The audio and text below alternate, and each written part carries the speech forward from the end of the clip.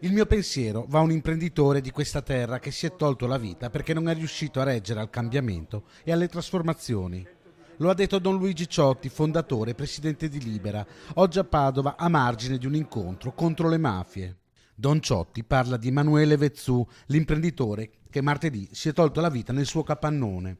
Una morte che ha colpito l'opinione pubblica, una morte legata ad una crisi economica che sembrava sparita, ma che in realtà non ha mai lasciato l'Italia e il nord-est.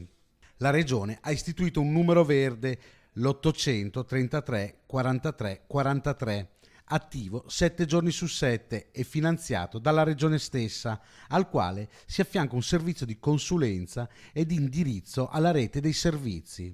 Sono state più di 5.000 le chiamate arrivate al servizio inoltre, istituito nel 2012.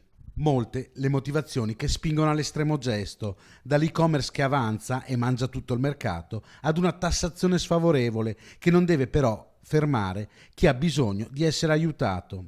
Le difficoltà economiche non devono spaventare, sostengono gli esperti. Abbiamo gli e-commerce che lavorano 24 ore su 24, 365 giorni all'anno. A un certo punto un imprenditore o ha la forza di dire vado a fare il barbone a mangiare alla Caritas o peggio ancora arriva a fare questo gesto che io voglio dire chiaramente non fatelo, troviamo una soluzione. Vediamo come sistemare le cose e ricordatevi che avete una famiglia, avete cose molto più importanti del solo lavoro.